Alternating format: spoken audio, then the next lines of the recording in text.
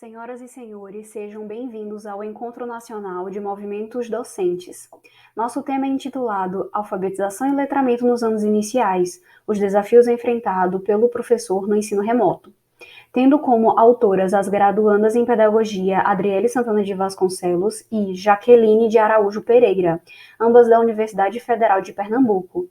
Deste modo, nosso objetivo é analisar os desafios enfrentados pelos professores no processo de alfabetização e letramento durante o contexto do ensino remoto devido à pandemia da Covid-19. Assim, nossa questão problematizadora diz: quais os principais desafios que os professores dos anos iniciais enfrentam no processo de alfabetização e letramento durante o ensino remoto?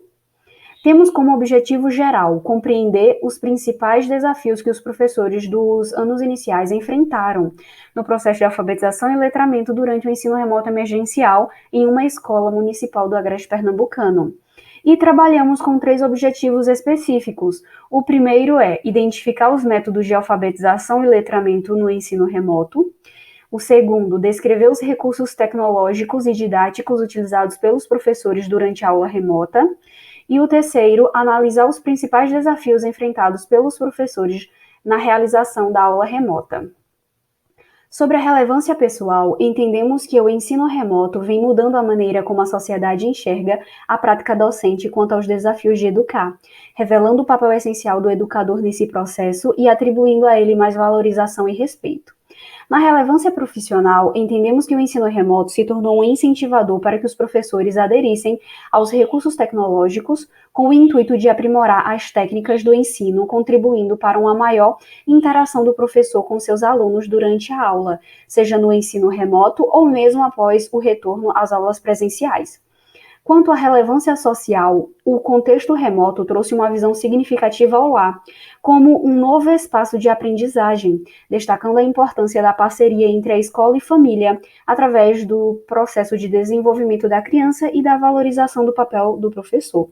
Por fim, a relevância acadêmica fornece aporte aos métodos de alfabetização e letramento para os professores, no contexto do ensino remoto, como também servirá como suporte aos estudos científicos da academia. Iremos falar sobre a metodologia utilizada para esta pesquisa. O método é o etnográfico. O campo em que se desenvolve essa pesquisa é em uma escola do Agreste Pernambucano. Os instrumentos utilizados foram entrevista com 2 professoras do Agreste Pernambucano e um diário de campo promovido pela disciplina de Prática e Pesquisa Pedagógica 1, via Google Meet. As participantes foram as professoras P1, P2, T1, T2, T3, T4 e T5, assim denominadas para preservar sua identidade, bem como a abordagem qualitativa. Quanto à discussão dos dados, a primeira assertiva levantada quanto aos principais desafios enfrentados pelos professores na modalidade remota, a professora P1 respondeu: são muitos. Um dos principais é buscar a autoestima e interesse dos alunos para participar desse novo formato de ensino, onde os pais são os primeiros desmotivados e não colaboram. Outro é a falta de acesso à internet. A professora P2 respondeu que a internet dos alunos, pois muitos não têm acesso.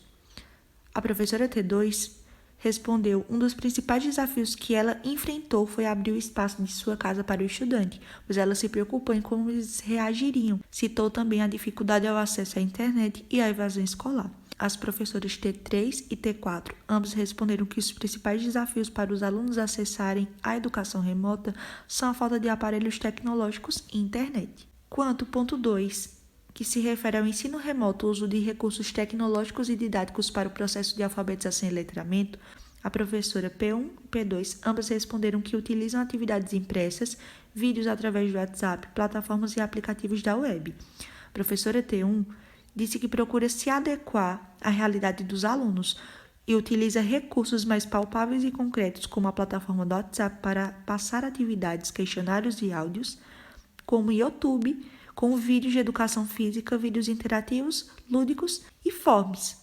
Já a professora T2 se propôs a fazer pesquisas autônomas com as metodologias ativas em busca de ter o mínimo possível de base para ensinar os alunos, e a professora T4 responde: o plano de aula precisa se ressignificar de acordo com cada realidade, um caracterizado para a cidade e outro para o campo. Concluímos que é necessário compreender que o ensino remoto foi colocado como uma alternativa para que substituísse as aulas presenciais, levando em consideração o período da pandemia que foi instaurado no país.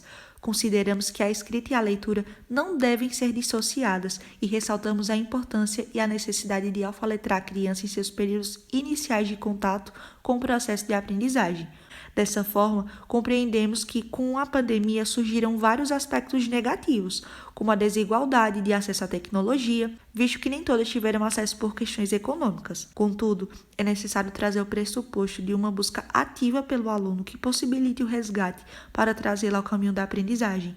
Nesse sentido, para uma análise além do caráter científico, é necessário continuar uma luta por processos que ampliem o debate de forma crítica sobre o papel da educação no contexto da pandemia, investigando e ampliando os diálogos sobre as possíveis alternativas e métodos que auxiliam o processo da alfabetização e letramento no contexto da pandemia. Essas foram as nossas referências utilizadas. Agradecemos a atenção.